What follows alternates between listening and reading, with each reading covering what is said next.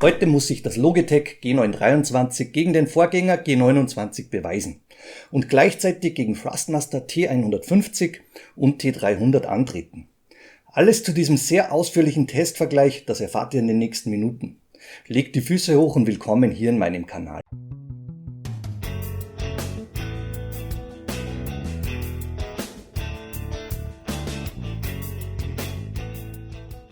Zu Beginn wie gewohnt der Disclaimer. In den letzten Monaten habe ich mich meistens um absolute High-End-Hardware gekümmert.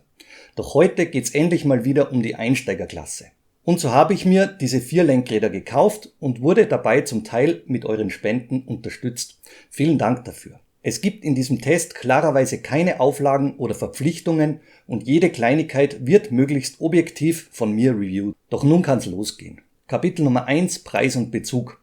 Ich habe alle Lenkräder bei Amazon geordert und hänge euch in der Videobeschreibung unter diesem Video meine Affiliated Links rein, falls ihr mich ohne eigene Mehrkosten beim Produktkauf unterstützen wollt. Produkt Nummer 1, das ist das Thrustmaster T150 RS, welches Stand Ende 2020 ca. 175 € kostet. Beim größeren Bruder habe ich zum Thrustmaster T300 RS GT gegriffen, welches derzeit mit ungefähr 350 € zu Buche schlägt. Und der dritte Kandidat ist das Logitech G29 und dieses ist derzeit um 250 € verfügbar. Der Nachfolger G923 kostet Stand Ende 2020 ca. 370 €. Kapitel Nummer 2: der Lieferumfang. Ihr bekommt alle 4 Lenkräder mit Pedalen geliefert, wobei das T150 mit einem 2-Weg-Pedalset und die anderen Bundles mit einem klassischen 3-Weg-Pedalset, sprich mit Gas, Bremse und einem Kupplungspedal zu euch ins Haus kommen. Auf alle Unterschiede zu den Pedalen gehen wir dann etwas später in einem separaten Kapitel zu den Pedalen ein. Kapitel Nummer 3: die Kompatibilität. Alle hier getesteten Lenkräder sind auf dem PC sowie der PlayStation 4 bzw. PlayStation 5 kompatibel. Für Xbox-Kompatibilität achtet auf die richtigen Bezeichnungen. Das Thrustmaster heißt dann TMX, das Logitech G29 wird zum G920 und beim G923 achtet unbedingt auf das Layout, da der Name gleich bleibt. Am Xbox- oder PlayStation-Knopf erkennt ihr auch sofort, für welche Konsolenplattform ihr kompatibel seid. Und in Sachen Hardware-Kompatibilität bietet Thrustmaster diverse Pedale an, die ihr direkt an der Wheelbase dann anschließen könnt. Die Thrustmaster T LCM Low-Cell-Pedale beispielsweise, die habe ich bereits vor einigen Monaten für euch reviewed und hänge den Link oben rechts in der Infobox mit rein. Nächstes Kapitel Nummer 4, die Ausstattung. Beim Thrustmaster T300 können andere Lenkradaufsätze von Thrustmaster erworben und nachgerüstet werden. Diese liegen dann im Preisbereich von rund 200 €. Das T150 und die Logitech Wheels sind in Sachen Lenkrad und Wheelbase, das ist die Antriebseinheit im Gehäuse, fix verbunden und nicht für den Austausch vorgesehen. Alle Lenkräder weisen mitdrehende Schaltwippen auf und den PlayStation Pairing Button, den ihr auch auf einem PlayStation Gamepad findet, den weisen alle 4 Lenkräder auf. Das Button-Layout ist bei den Thrustmaster Wheels identisch und ebenso gibt's bei G29 und G923 keinerlei Unterschiede. Die Logitech Wheels haben zusätzliche Eingabemöglichkeiten mit dem L3, R3 Knöpfen sowie an der Unterseite einem Plus-Minus-Wippe linksseitig und rechtsseitig habt ihr den Return-Button mit eingefassten Drehregler. Die L3 und R3 Knöpfe, die wandern bei Thrustmaster auf die Wheelbase unterseitig, genauso wie ein Mode-Button und der PS3, PS4 Umschalter. Beide Logitech-Lenkräder haben oberseitig Schalt-LEDs verbaut. Beachtet, dass diese beim G923 nur dann funktionieren, wenn ihr die neue G-Hub-Software von Logitech installiert habt. Um das G29 zu verwenden, benötigt ihr aber noch die ältere Logitech Gaming Software LGS. Sonst funktioniert das Force-Feedback nicht. Achtet also unbedingt auf die richtige Wahl der Software, wenn ihr die Logitech-Lenkräder am PC betreiben wollt. Und so geht's weiter mit Kapitel Nummer 5, die technischen Details und Abmessungen. Die Gehäuseabmessungen sind bei Logitech mit ca. 27 cm in der Breite, 20 cm in der Tiefe etwas kompakter gehalten als bei Thrustmaster. Die Thrustmaster Wheelbases sind ungefähr 3 bis 5 cm breiter und etwas voluminöser. Alle Lenkradkränze haben einen Durchmesser von ca. 28 cm. und der T150 Kranz ist mit 25 mm Breite und 31 mm Dicke am schmalsten. Mit 27 x 36 mm ist der T300 Kranz deutlich dicker und die Logitech Rims positionieren sich mit 28 x 33 mm dazwischen. Der Anstellwinkel der Lenkräder über die Gehäusekonstruktion, der beträgt ungefähr 25 Grad und beim T300 ist der Winkel mit 21 Grad etwas flacher als bei den anderen dreien. Die Schaltmechanik löst bei den Thrustmaster Wheels im Bereich 650 Gramm aus und im Bereich ca. 700 Gramm liegt die Logitech Schaltmechanik auf einem sehr ähnlichen Niveau. Die Schaltwippen beim T300 sind 2 cm vom Rim entfernt und bei den Logitech Wheels sind 2,5 cm, beim T150 3 cm Abstand. Und alle Schaltpedals haben ca. 1 cm Schaltweg. Die Schaltmechanik aller Produkte löst mit einem Klickgeräusch zwischen 65 und 70 Dezibel aus und ist damit noch wohnzimmertauglich.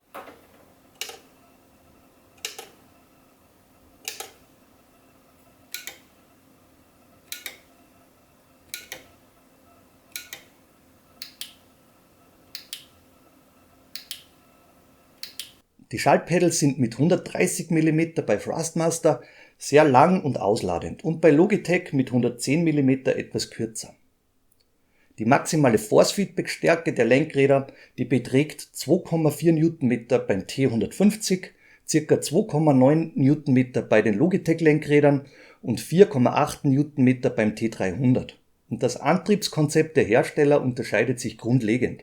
Zur Veranschaulichung habe ich die Wheelbases zerlegt, um euch das Innenleben zu zeigen. Logitech setzt immer schon auf einen reinen Zahnradantrieb und Thrustmaster verbaut Riemen, um den Antrieb ans Lenkrad zu bringen. Wie sich dies dann auf das Force-Feedback auf der Rennstrecke auswirkt, das behandeln wir dann wie immer in unserem Hauptkapitel, dem Rennstreckentest, etwas später.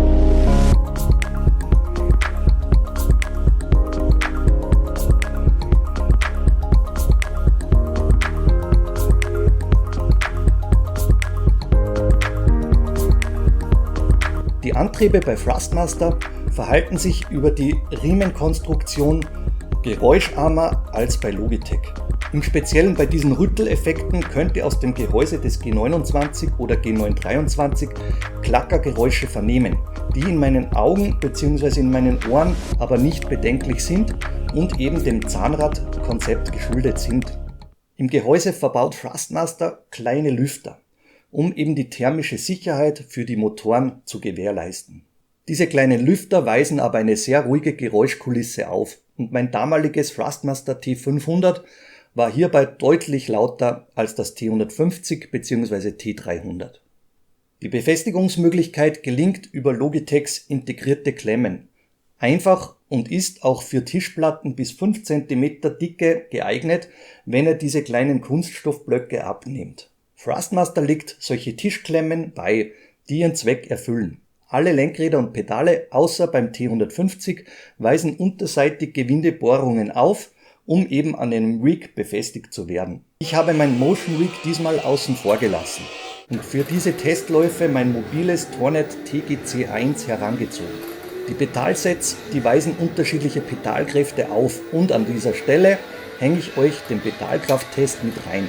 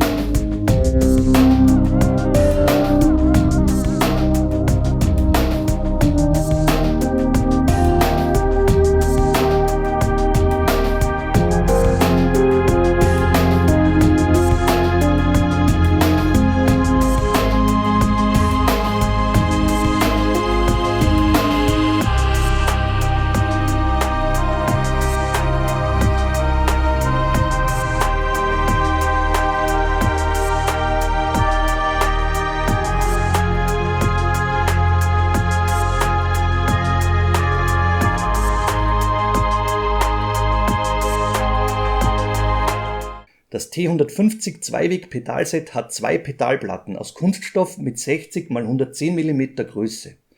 Das Bremspedal ist mit 55 Grad angestellt und bei ca. 35 Grad in Endlage.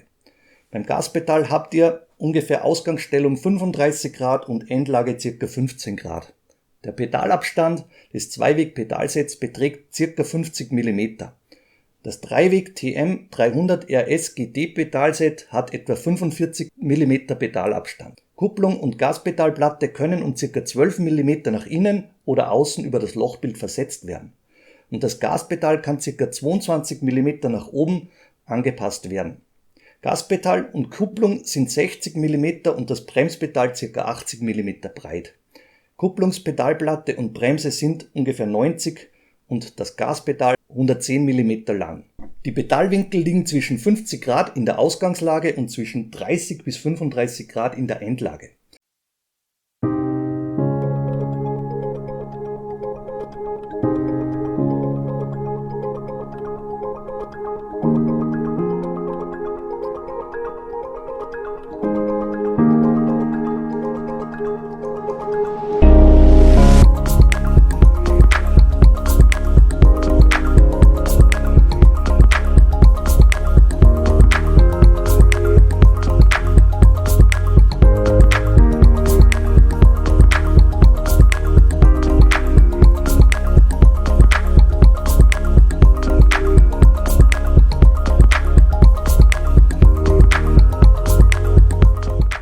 Beim Thrustmaster T3PA GT Pedalset liegt der Conical Brake Mod bei, den ich verbaut habe. Hiermit könnt ihr, wie gesehen, den Widerstand Richtung Endlage anpassen.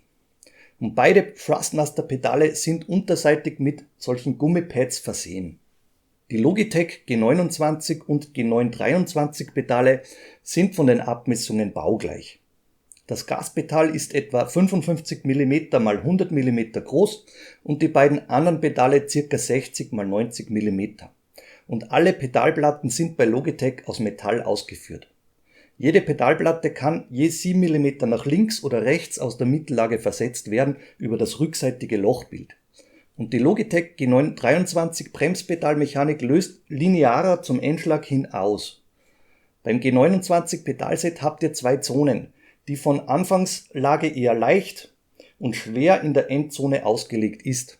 Die Anstellwinkel betragen 55 bis 35 Grad bzw. 40 Grad bei der Bremse in Endlage. Und unterseitig habt ihr ausklappbare Teppichkrallen angebracht. Die Netzteile sind bei Logitech extern und baugleich, kompakt mit ca. 10 x 6 x 3 cm groß. Thrustmaster verbaut die Netzteile direkt im Gehäuse. Und alle Kabellängen, auch die der USB-Anschlüsse, sind bei allen 4 Wheels ausreichend dimensioniert.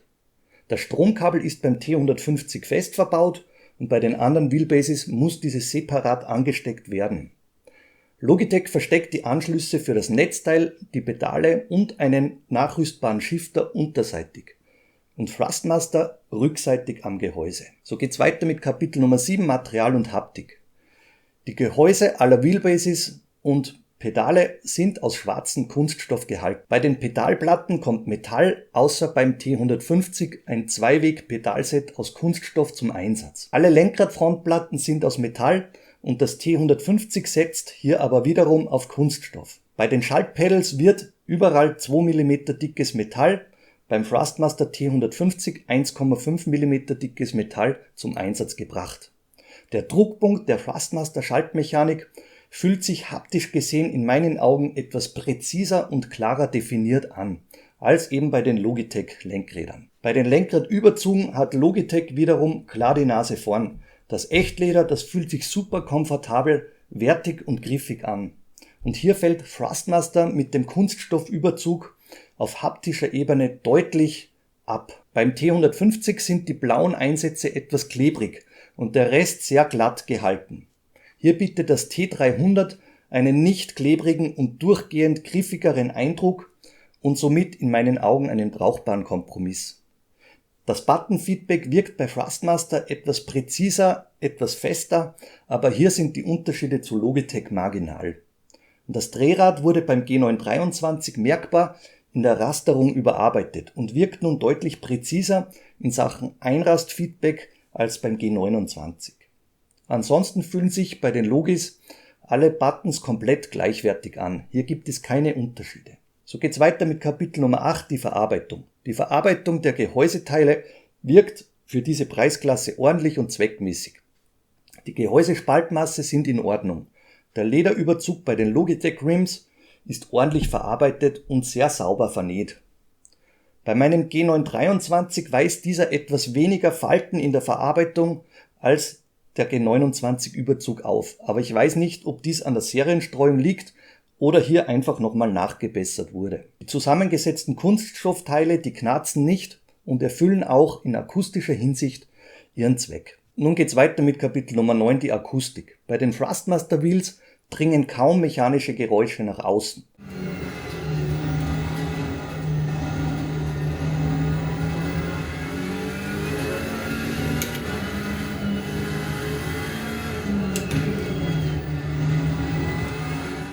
Das Logitech G29 rattert und klackt, wenn ihr beispielsweise abseits der Rennpiste oder im Gelände aufs Bankett gerät oder diverse Rütteleffekte der Strecke durch Unebenheiten generiert werden.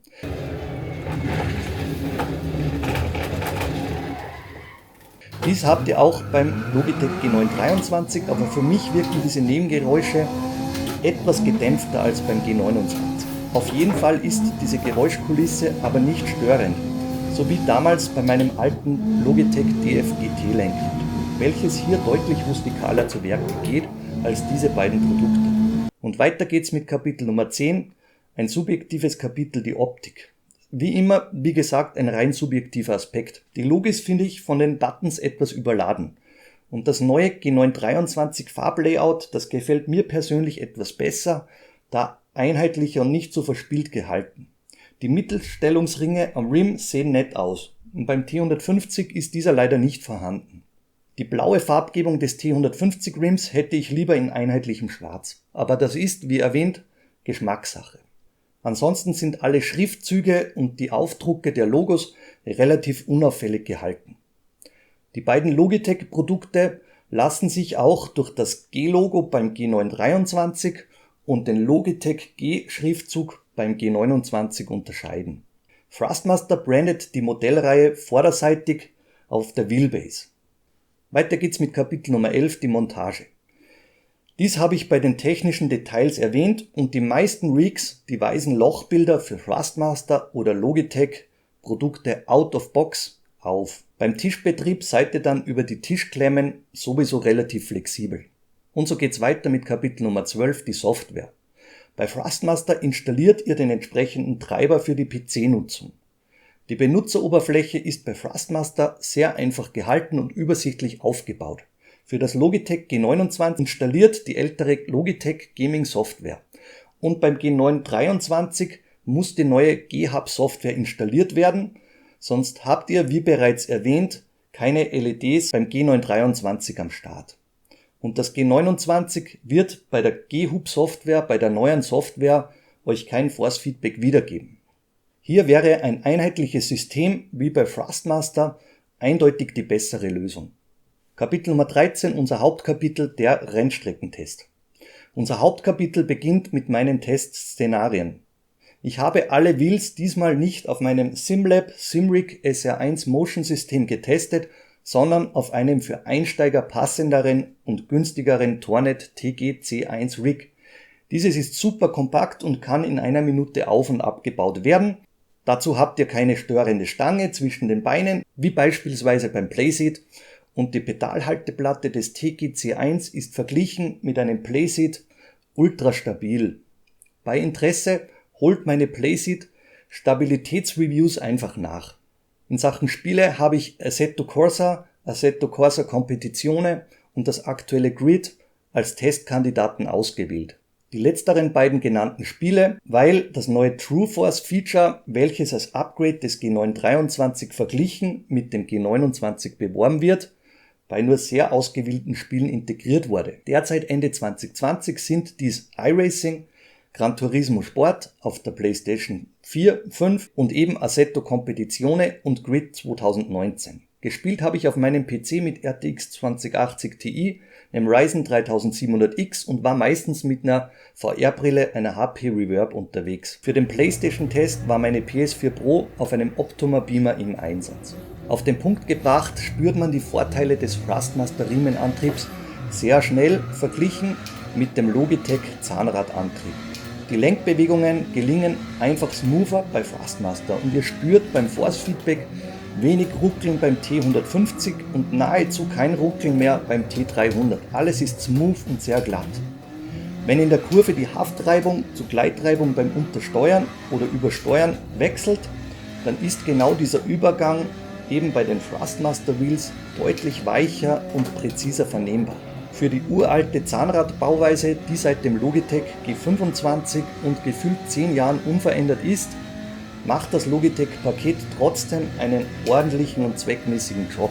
Wenn ihr im Grenzbereich Fahrfehler korrigieren müsst, profitiert ihr allerdings von der exakteren Riemenbauweise bei den Thrustmaster Wheels. Diese kommen zwar deutlich nicht an ein Direct Drive Wheel heran, aber da sprechen wir dann klarerweise von ganz anderen Preisdimensionen. Für meine Tests habe ich die Dämpfung in-game komplett rausgenommen. Die Straßeneffekte habe ich auf 50% gesetzt und die Wheels am Kraftanschlag betrieben und minimales Clipping zugelassen. Hier empfehle ich immer den vierten Balken im Auge zu haben. Ihr habt 3 Balken für Gas, Bremse und die Kupplungsbetätigung und der vierte Balken zeigt die anliegende Kraft an der Wheelbase an. Wenn dieser vierte Balken bei jeder kleinen Lenkbewegung maximal ausschlägt und rot aufleuchtet, dann bist du eindeutig und voll im Clipping gelandet und es werden diverse Effekte oben abgeschnitten.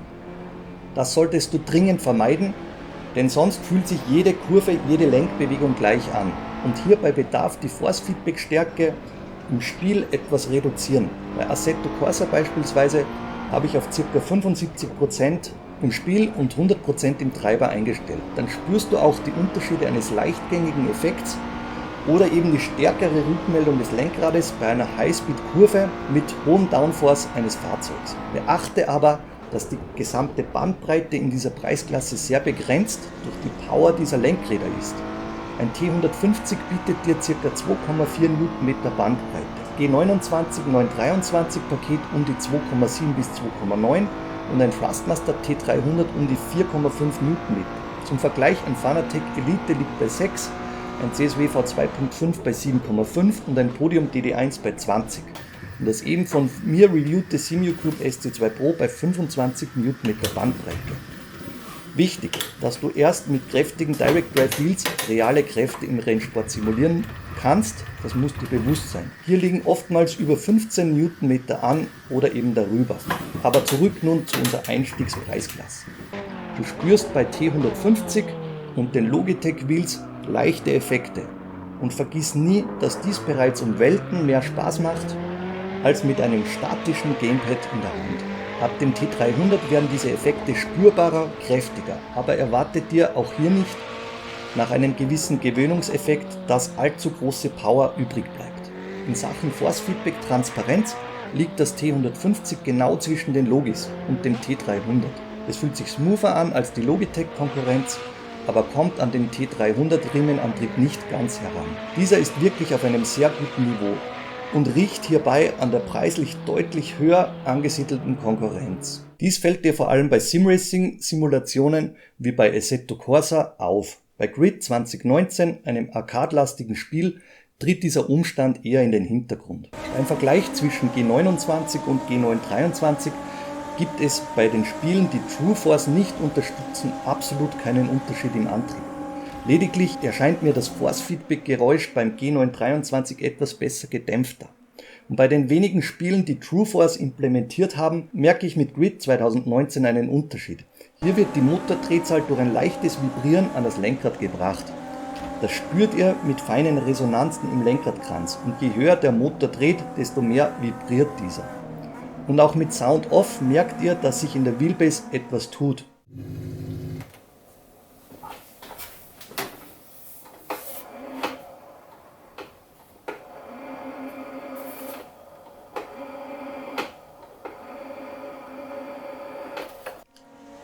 Bei Assetto Corsa Competizione habe ich von diesem True Force Effekt absolut nichts bemerkt, aber vielleicht wurde dieser nur bei der ACC-Konsolenversion integriert und da ich ACC auf der Konsole nicht besitze, lediglich am PC, kann ich dies nicht beurteilen. Das Zweiweg-Bremspedalset von Thrustmaster ist lediglich für den Notbetrieb gedacht, hat aber mit Simracing-Ansprüchen in meinen Augen nichts am Hut. Logitech G29 und Thrustmaster Pedalset fühlen sich sehr ähnlich an, mit der progressiven Bremskraft, wenn ihr den Thrustmaster Brake Mod verbaut, so wie in meinem Fall.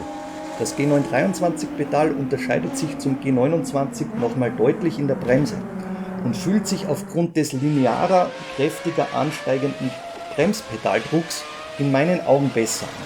Das Zweiweg-Pedalset einmal außen vor gelassen, sind alle anderen Pedalsets am besten auf einem ordentlichen Rig aufgehoben. Hier habt ihr dann kein Problem mehr mit dem Wegrutschen der Pedale und ihr könnt ordentlich in die Pedale treten. Achte bitte darauf, dass ein Playsitz sehr labil bei der Pedalplattenkonstruktion ist. Hast du hierbei hohe Ansprüche und willst keinen Flex verspüren, musst du auf ein höherwertigeres Rig, wie das bei mir eingesetzte Tornet oder viele andere in meinem Rig getesteten Rigs zurückgreifen. Kapitel Nummer 14, die Nachteile. Größter Minuspunkt beim T150 ist wie erwähnt das Pedalset. Hier solltet ihr unbedingt nach einem Bundle mit T3 PA Pro oder das von mir bereits getestete TLCM Pedalset zurückgreifen. Zweiter negativer Aspekt beim T150 ist der haptisch eigentlich ungemütliche Lenkradkranz. Die Minuspunkte bei den Logitech Wheels sind der veraltete Zahnradantrieb. Versteht mich nicht falsch, dieser erfüllt seinen Zweck. Und auch damit könnt ihr super schnell und super gut auf einer Rennstrecke unterwegs sein. Aber verglichen mit einem Riemenantrieb der Thrustmaster Wheelbases zieht dieser Logitech-Antrieb den kürzeren. Hier ändert auch das True Force Feature nichts und die Implementierung bei den wenigen Spielen ist nahezu vernachlässigbar bzw. kaum spürbar. Nächster Minuspunkt beim G923 ist der Preis. Mit um die 370 € Ende 2020 ist dieser eindeutig zu hoch angesiedelt. Wenn ihr dieses Review in einem Jahr erst anguckt, dann müsst ihr diesen Aspekt klarerweise neu beurteilen. Und vielleicht hat sich dann der Preis auf das jetzige G29 Niveau von 250 € eingependelt. Beim Thrustmaster T300 muss in dieser Preisklasse in meinen Augen ein eindeutig höherwertiges Rim out of box beigepackt werden. Der Kunststoffüberzug passt bei knapp 400 € nicht zu diesem Gesamtpaket. Und am Aftermarket nochmal über 150 bis 200 € für ein höherwertig überzogenes Rim hinzublättern, das müsst ihr euch sehr gut überlegen, denn es hebelt die Preisvorteile des T300 gänzlich aus.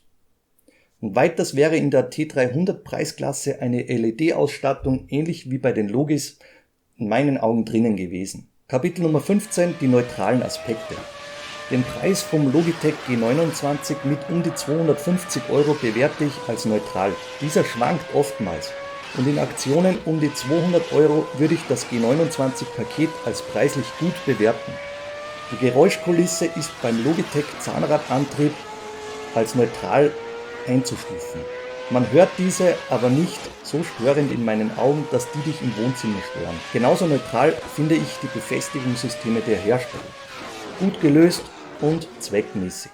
Die Lüftergeräusche bei Thrustmaster stufe ich ebenso als neutral ein. Flüsterleise sind diese nicht, aber auch nicht störend und schon gar nicht, wenn du Game Sound am Start hast. Bei Thrustmaster beurteile ich den Preis beider Wheels als neutral. Das T300 ist fürs Gebotene fair angesetzt und das T150 verpasst eine klare Preisempfehlung wegen dem unzureichenden Zweiweg-Pedalset. Hier müsst ihr dann nachrüsten und seid schnell im Bereich der Preise eines Logitech G29 oder darüber hinaus unterwegs. Hinsichtlich der bereitgestellten Power stufe ich alle Wheels für ihren Preisbereich als neutral ein. Kein Wheel fällt hierbei deutlich ab oder glänzt mit erstaunlicher Power.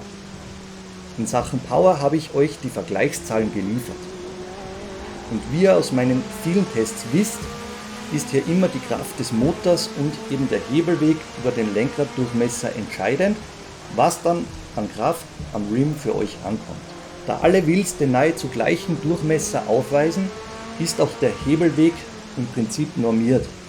Und hier würde ich das T300 normiert auf 100% einstufen.